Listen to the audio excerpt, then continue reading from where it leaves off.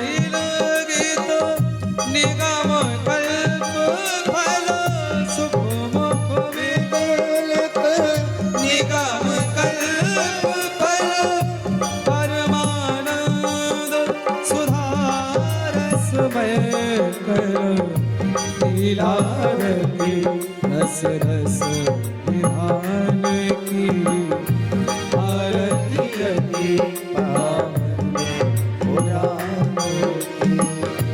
कलिमल मथन प्रताप निवारण कलिमल मथन प्रताप निवारण जन्म मृत्यु भव भयहारण जन्म मृत्यु भव भयहारण सेवक सतत सकल सुख कारण सुनो सदी हरि चरण विधान की आरती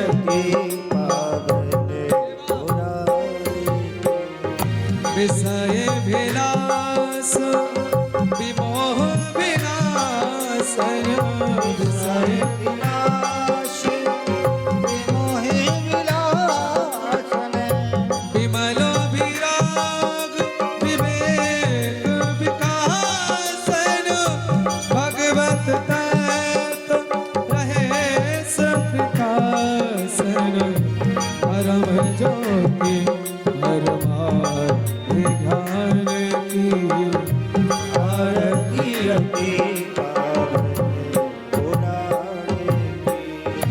परमहंस मुनि मन उल्लासन परमहंस मुनि मन उल्लासन रस हृदय रसरास विलासन रस हृदय रसरास विलासन भक्ति मोक्ति रत प्रेम सुदासन कथायक जनप्रिय सुजान की आरती रति पावन पुराण की आरती रति पावन पुराण की धर्म भक्ति विधान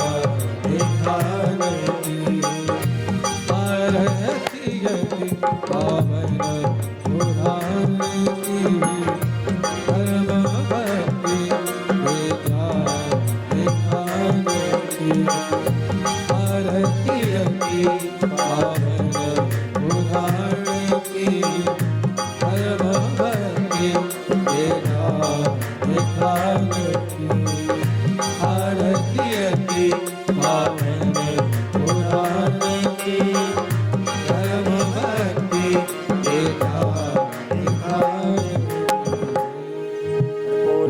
गौरवकारं संसार सारं भुजगेन्द्रहारं सदा वसन्तं हृदयारविन्दे भवं भवानी सहितं नमामि जलेन शीतले कर्णं पुष्पे देवाभिवन्द्रं मार्गादिवन्द्रं मन्त्रपुष्पाञ्जलिः हरिः ॐ आञ्जनेन जगमय जन्तदेवास्थानि धर्माणि प्रथमान्य सन्नात् तेहनाकं महिमानः सचन्द्रेतरपूर्वैषाद्याः सन्ति देवाः नानासुगन्धपुष्पाणि यथा कालोद्भवानि च पुष्पाञ्जलिं मया दत्ता गृहाणपरमेश्वरः राधाकृष्णाय नमः पुराणपुरुषोत्तमाय नमः मंत्रपुष्पाञ्जलिं प्रपयामि।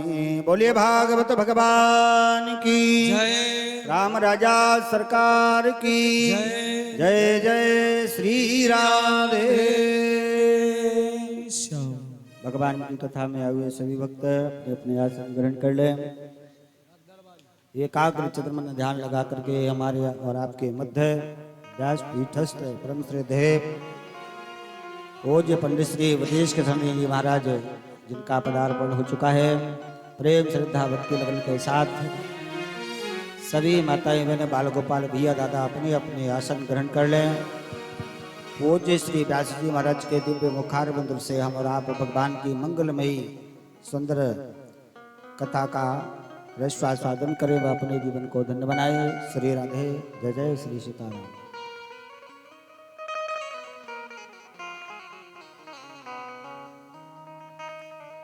हरि ओम श्री राधे राधे श्याम।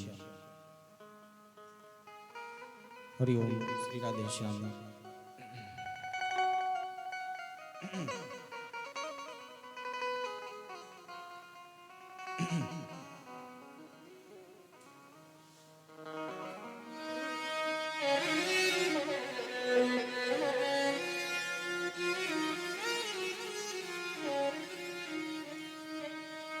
हरि ओम स्वस्ति।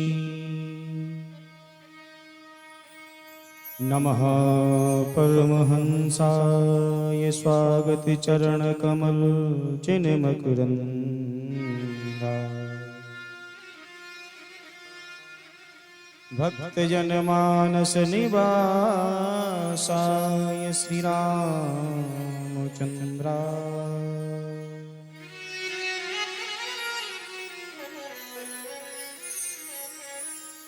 ध्येयं सदा परिभवग्नमभीष्टदोहम् तीर्थास्पदं शिबिरञ्चिनुतं शरण्यम्।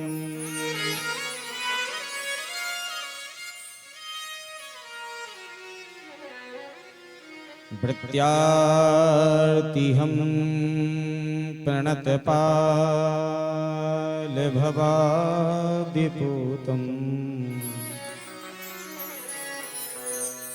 वन्दे महापुरुषते चरणारविन्दम्।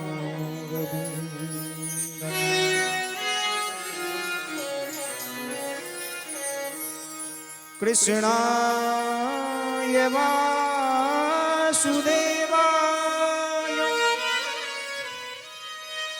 हरये परमात्मने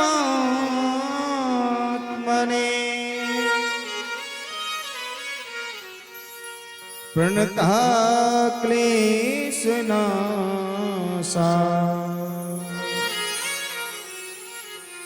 गोविन्दाय नमो नमः।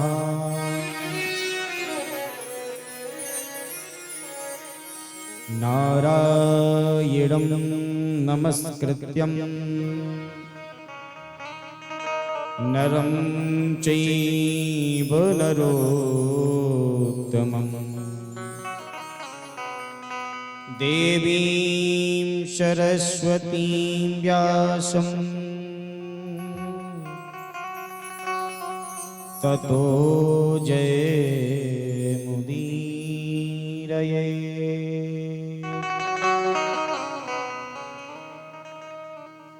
भक्त भक्ति भगवंत गुरु चतुर्नाम बापुए इनके पद बंदन किए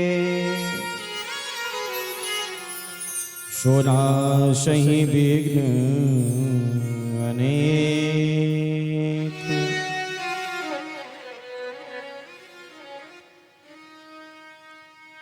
अंजनानंदनं वीरं जानकी शोकनाशनम्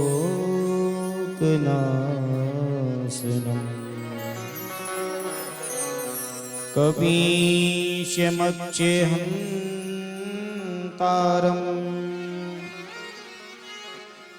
वन्दे लंका भयंकरम्।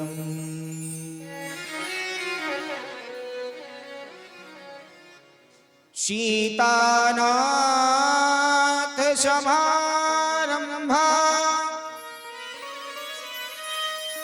श्रीरामानंदार्य मध्यमा अस्मदाचार्य पर्यन्ता वन्दे श्रीगुरु परम्परा।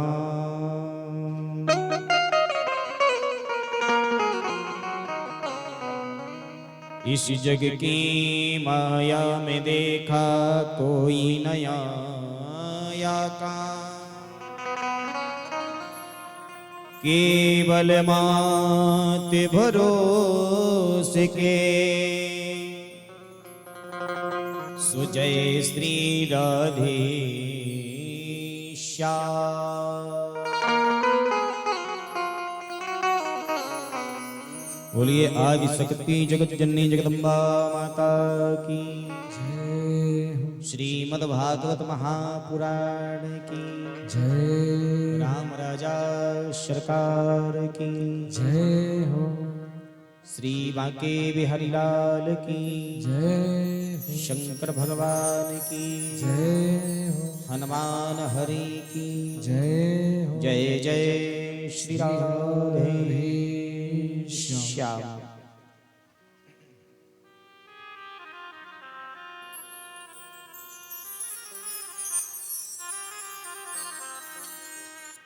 मुझको राधा रमन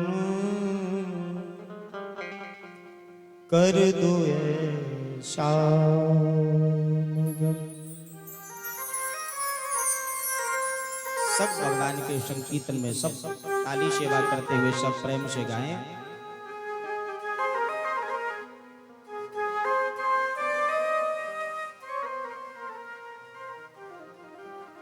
मुझको राधा रमण कर दो ऐसा मगन। मुझको राधा रमण कर दो ऐसा मगन। मुझको राधा रमण कर दो ऐसा मगन। रज्जू में तेरा नाम हो आठों याम। रज्जू में तेरा नाम हो आठों याम। मुझको राधा रमण कर दो ऐसा मगन। मुझको राधा रमण कर दो ऐसा मगन। रट्टू में तेरा नाम मैं आठों याम।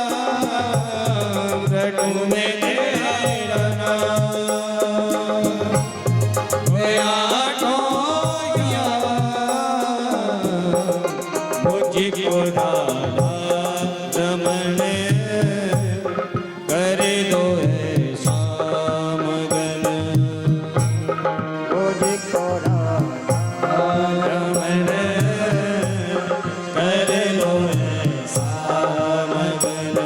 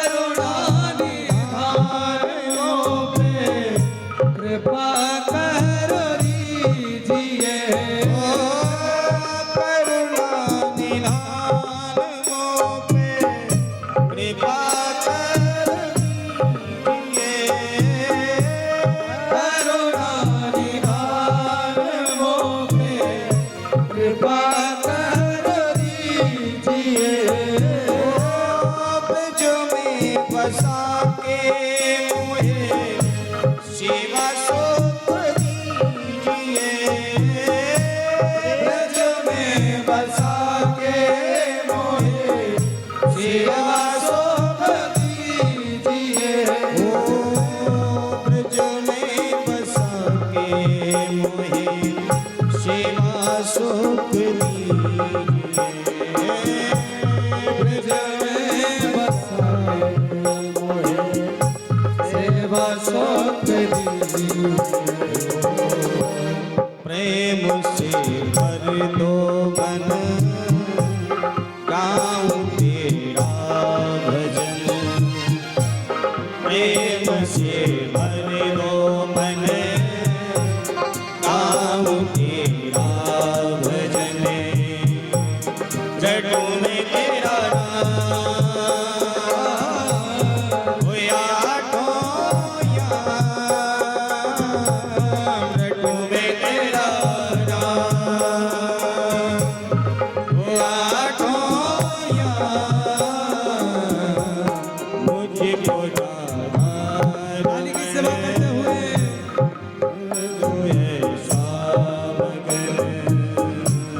मुझे कर दो ऐसा।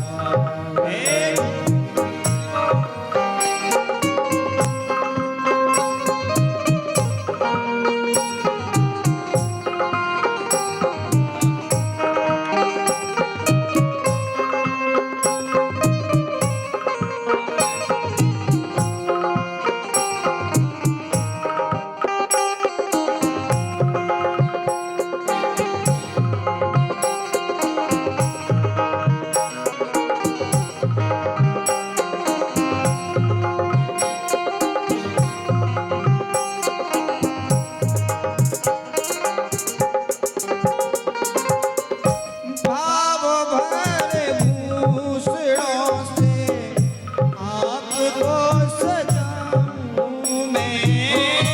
भाव भरे भूषणों से आपको सजाऊं मैं। भाव भरे भूषणों से आपको सजाऊं मैं। भाव भरे भूषणों से आपको सजाऊं मैं। निज नव भोज निज हाथों से पवाऊं मैं। निज नव भोज निज हाथों से पवाऊं मैं। करो जब तुम शयन जाऊं तेरी शरण। करो जब तुम शयन जाऊं तेरे चरण। रटूं मैं तेरा नाम होया ठोया। रटूं मैं तेरा नाम होया ठोया। मुझको नारायण बने कर दो ऐसा मगन। मुझको नारायण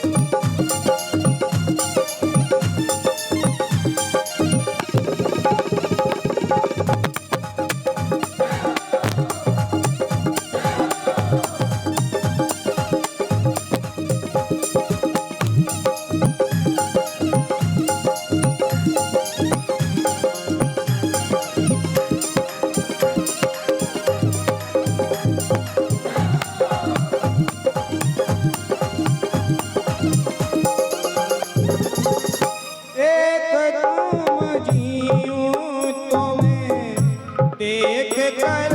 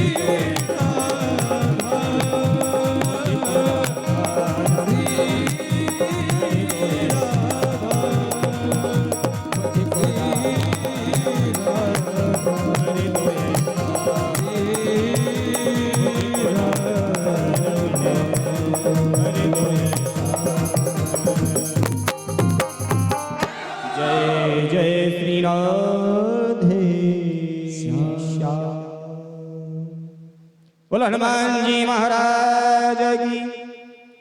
पिपरा ग्राम के देवी देवताओं की, आचार्य चरण की जय, भक्त परिवार की जय, परीक्षित यजमान की जय, जय जय श्री राधे श्याम।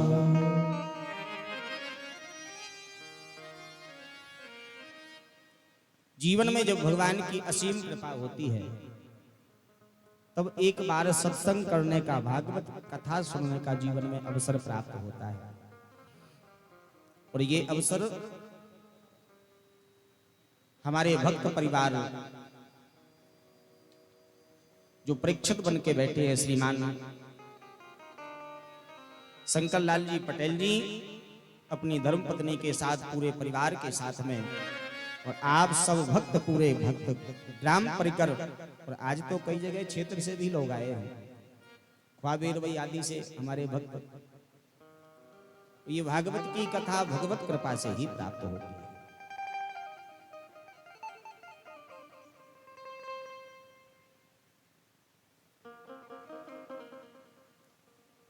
सूत जी शौनक आदि ऋषियों को कथा सुनाते हैं।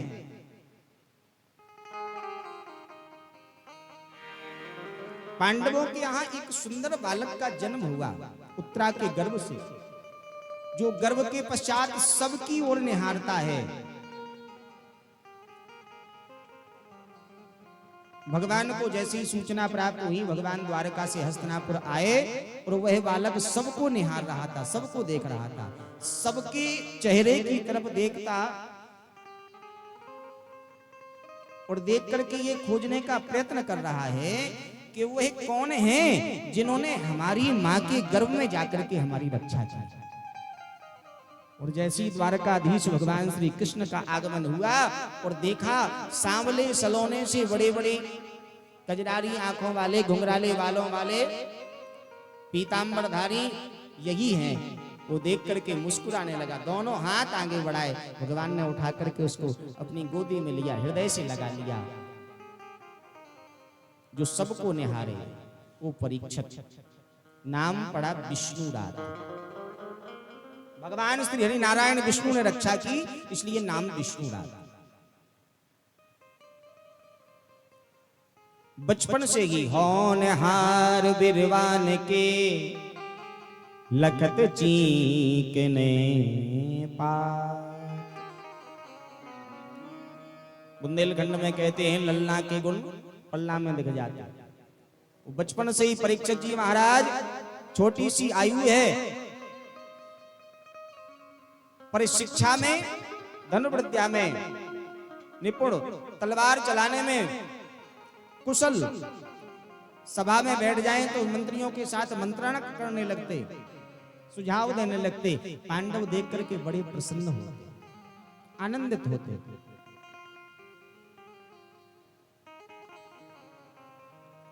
धीरे धीरे समय बीता। सूत जी कहते बोले एक बार भगवान श्री कृष्ण से मिलने के लिए अर्जुन हस्तिना से द्वारकापुर के लिए गए और द्वारका से लगभग 6 महीने तक लौट करके नहीं आए। ना ही हस्तिनापुर कोई सूचना प्राप्त हुई। और इसी मध्य, इसी बीच युधिष्ठिर को नाना प्रकार के अपशकुन होने लगे, नाना प्रकार के जीवन में अपशकुन, अमंगल दिखाई पड़ते। युधिष्ठिर ने भीम से कहा भैया तुम जाओ और द्वारका में जाकर के देख करके आओ सब कुशल है। 6 महीने से द्वारका की कोई खबर नहीं, अर्जुन भी गए आज तक लौट करके नहीं आए और मुझे नाना प्रकार के अपशकुन हो रहे हैं, आप एक बार जाकर के वहां की खबर लेकर के आओ। भीम जाने को तैयार हुए, तब तक अर्जुन लौट करके आ गए। पर अर्जुन आए तो मुख मलिन है, उनके कांति क्षीण हो गई, गांडीव कंधे से खिसका जा रहा है। युधिष्ठिर देख करके अर्जुन की तरफ भौचक के रह गए। कहा भैया तुमने किसी गाय की हत्या कर दी, किसी संत महापुरुष ब्राह्मण का अपमान किया, कौन सा अपराध किया जिससे तुम्हारा तेज क्षीण हो गया। अर्जुन ने हाथ जोड़े और रोते हुए आंखों में आंसू लेकर के कहा भैया आज से हम लोग अनाथ हो गए, वंचितो हम महाराज हरिणा बंधुरूपिणा ये न मे पठितम तेजो देव विस्मापनम महत। हम लोग अनाथ हो गए। क्यों? बोले जो द्वारकाधीश श्री कृष्ण हर कदम हर पल पर हमारी रक्षा किया करते थे, हर समय हमारे साथ में रहे, आज वो इस धराधाम को, इस पृथ्वी को, इस मृत्यु को, लोक को छोड़ करके गौलोक के लिए प्रस्थान कर गए। कुंती ने तो इतना सुना तो सुनते ही अपने प्राणों का त्याग कर दिया। पांचों पांडवों ने विचार किया जब हमारे प्रभु द्वारकाधीश श्री कृष्ण इस धरा को छोड़ करके चले गए। अब हम भी यहां रह करके क्या करेंगे? आज परीक्षित को सिंहासन पर बिठाया, राज तिलक कर दिया, राजा बनाया और स्वर्गारोहण के लिए पांचों पांडव निकल पड़े।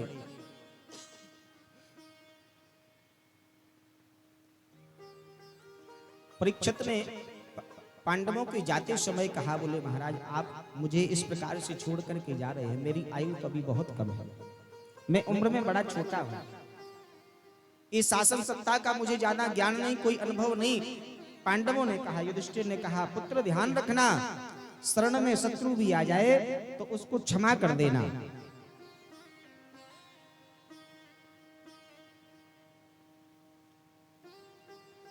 समस्त प्रजा को अपने परिवार, अपने पुत्र की तरह, अपनी संतान की तरह प्रेम करना और आंख के सामने कभी पाप नहीं होने देना।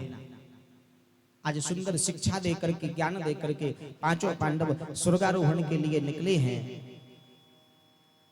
उत्तर भारत में बद्रीनाथ पहुंच करके वहां भगवान का पूजन अर्चन किया और वहां से आगे बढ़े। पांचों पांडव द्रौपदी साथ में हैं। मार्ग में ही द्रौपदी पांचों पांडवों के साथ चल रही थी कि अचानक से गिर गई, उनका शरीर वहीं छूट गया। ये मार्ग में ही गिर गई, सबसे पहले द्रौपदी का शरीर छूट गया। भीम ने अपने बड़े भैया युधिष्ठिर से कहा, भैया देखो द्रौपदी को क्या हुआ, ये बीच मार्ग में ही। युधिष्ठिर ने कहा, भीम ये द्रौपदी हमारी प्रिय थी, पर ये स्वर्ग तक इसलिए नहीं पहुंच सकी क्योंकि इन्होंने पांच पतियों की ये पत्नी तो थी, पर इन्होंने पांचों पतियों में थोड़ा सा भेद किया। ये अर्जुन को थोड़ा ज्यादा स्नेह करते थे, इसलिए इनका शरीर मार्ग में ही छूट गया और आगे बढ़े। सहदेव भी गिर पड़े। भीम ने कहा, भैया देखो हमारा छोटा भाई। युधिष्ठिर ने कहा, भीम ये सहदेव ज्योतिष के ज्ञाता थे, इन्हें अपनी गणित पर बड़ा घमंड था, इसलिए इसके अभिमान फल स्वरूप इनका शरीर भी मार्ग में ही छूट गया, ये भी स्वर्ग तक नहीं पहुंचे। और आगे बढ़े। नकुल भी गिर गए। इनको क्या अभिमान था? बोले इनको अपने सौंदर्य का, सुंदरता का अभिमान था। भगवत कृपा से अगर भगवान हमें सुंदर बना दे तो उस सुंदरता पर अभिमान नहीं करना चाहिए। नकुल को अपनी सुंदरता पर अभिमान था। स्वर्गारोहण के लिए गए, स्वर्ग जाने के लिए, पर मार्ग में इनका शरीर भी छूट गया और आगे बढ़े। अर्जुन भी गिर गए। भीम ने कहा, भैया हमारा छोटा भाई अर्जुन, बोले इनको भी अभिमान था अपनी धनुर्विद्या पर, इसलिए इनका भी शरीर मार्ग में ही छूट गया और आगे बढ़े। भीम ही गिर गए। भीम क्यों गिरे? बोले ये खाते बहुत थे, ये भोजन अधिक किया करते थे। देखो भोजन हम लोग करें, पर कितना? जितने में जीवित रहे, जरूरत अनुसार, जितना शरीर के लिए ठीक हो। पर कई लोग खाने के लिए ही जीते हैं। कई लोग भोजन जीने के लिए करते, पर कई लोग जीते ही खाने के लिए हैं। कहीं जाएंगे तो महाराज चाहे अगले दिन डॉक्टर क्या जाना पड़े, पर इतना पावेंगे चाहे बेकार हो जाए, पर छोड़ेंगे नहीं। बोले ये भोजन बहुत अधिक किया करते, जरूरत से ज्यादा, इसलिए इनका भी मार्ग में ही शरीर छूट गया और आगे बढ़े।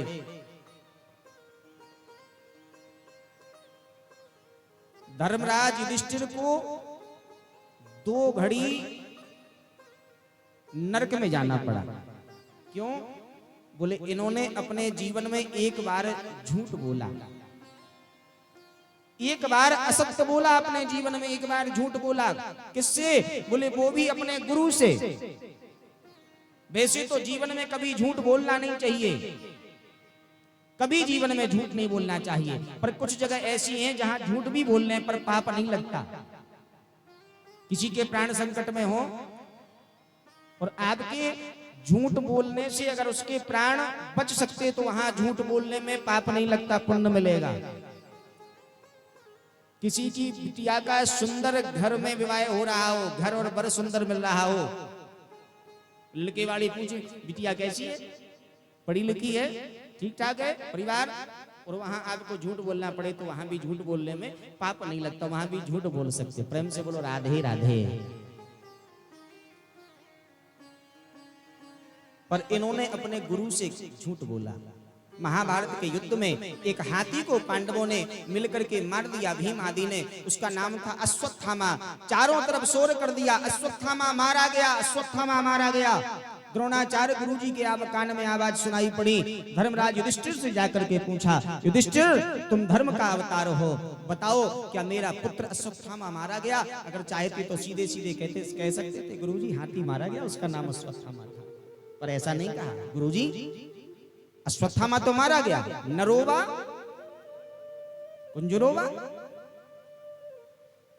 ये झूठ बोलने पर इनको पाप लगा और 2 घड़ी को नरक के लिए धर्मराज युधिष्ठिर को भी जाना पड़ा। फिर हम और आपकी तो बात क्या, हम और आप तो जीवन में झूठ पर झूठ बोलते जा रहे हैं, निरंतर झूठ बोलते हैं, झूठ पर झूठ। बाबा तो लिख रहे हैं मानस में, बाबा तुलसी, अरे झूठ ही लेना झूठ ही देना, झूठ ही भोजन झूठे चवेना, झूठ ही लेना झूठ ही देना, झूठ ही भोजन झूठे चवेना, झूठ ही लेना झूठ ही देना, झूठ ही भोजन झूठे चवेना। श्री राम जय राम जय जय राम, श्री राम जय राम जय जय राम, श्री राम जय राम जय जय राम, श्री राम जय राम जय जय राम। आजकल तो महाराज लोग झूठ ही लेना झूठ ही देना, झूठ ही भोजन, एक दूसरे का झूठा खाने में नहीं लगे। प्रेम से बोलो राधे राधे। एक जगह हम कहीं शादी में गए, वहां विवाह में जयमाला के बाद, और वो चेयर वेयर लगा करके जो वर और कन्या थे ना, दोनों को आमने सामने बिठा करके, रिश्तेदार भी कुछ बैठे, सगे संबंधी, और दोनों तरफ के खास खास रिश्तेदार बैठ गए और बैठ करके भोजन आदि करवाने लगे। और वो प्रेम से भोजन करते और एक ही थाली रखी और इधर से कन्या वर को और उधर से वर उसी थाली में से कन्या को खिलाए। देख करके बड़ा विचित्र लगा। हमने पूछा ये क्या हो रहा? बोले गुरुजी भोजन पा रहे। हमने कहा भैया झूठा क्यों पा रहे, क्या भोजन कम पड़ गया, जो एक ही थाली बची क्या? बोले नहीं गुरुजी थालियां तो बहुत है। फिर हमने कहा एक में क्यों खा रहे? बोले गुरुजी झूठा खाने से प्रेम बढ़ता है, झूठा खाने से प्रेम बढ़ता है।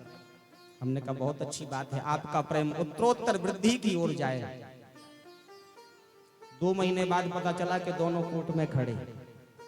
हमारे पास फोन आया, गुरुजी। हमने कहा हाँ चेला क्या बात है? बोले गुरुजी बस सगाई हुई थी, जो विवाह हुआ था वो टूट गया, हम लोग अलग होने वाले। हमने कहा क्यों? आप तो कह रहे थे झूठा खाने से प्रेम बढ़ता। 2 महीने नहीं चला। बोले गुरुजी ज्यादा नहीं टिका, वो प्रेम थोड़ा सा कम रहा। झूठा खाने से प्रेम नहीं बढ़ता। एक दूसरे का सम्मान रखो, एक दूसरे से मित्रवत व्यवहार रखो, परस्पर प्रीति करो, और जीवन निर्वाह के लिए जो मंडप के नीचे 7-5 वचन की कसमें ली, जो वादे किए, उनका ध्यान करो, जीवन आनंद से निकलेगा। पर अब संसार की कुछ रीति ही अलग। धर्मराज युधिष्ठिर ने जीवन में एक बार गुरुजी से झूठ बोल दिया, इस कारण 2 घड़ी के लिए धर्म का अवतार जो धर्मराज हैं उनको भी नरक में जाना पड़ा। फिर हम और आप तो दिन प्रतिदिन निरंतर झूठ बोलते, और अब तो झूठ बोलने वाली मशीन चल गई। आजकल मोबाइल सबके हाथ में है, छोटे छोटे बच्चों के हाथ में भी मोबाइल है, और हम भी इस समस्या से दूर नहीं है, हम भी ग्रसित हैं। पर क्या करें, आज इसी का जमाना है। किसी से पूछो कहाँ हो, होंगे गुरसराय में, बोले बस बघेरा ही आ गए, पास में ही है। अरे सीधा सीधा बताओ कहाँ है। पर झूठ बोलना लोगों को बहुत अच्छा लगता। 2 घड़ी नरक में जाना पड़ा, उससे निकल करके आगे जाने लगे। स्वयं यमराज ने आकर के श्वान का रूप बनाया और यमराज श्वान का रूप बना करके धर्मराज युधिष्ठिर के साथ चलने लगे। पीछे पीछे एक दूसरा रूप धारण किया और आगे जाकर के पूछा, बोले आप धर्मराज युधिष्ठिर स्वर्ग के लिए जा रहे हैं, आपके पीछे पीछे ये श्वान आ रहा है, ये स्वर्ग में नहीं जा सकता, आप अकेले ही जा सकेंगे। धर्मराज युधिष्ठिर बोले, हम धर्म का अवतार हैं, अगर हमारे साथ कोई चल करके आ गया स्वर्ग के दरवाजे तक तो हम उसको छोड़ करके स्वर्ग में अकेले नहीं जा सकते, इसको मार्ग में नहीं छोड़ेंगे, साथ में लेकर के जाएंगे। परीक्षा ली गई। आज सहज शरीर धर्मराज युधिष्ठिर स्वर्ग के लिए गए हैं।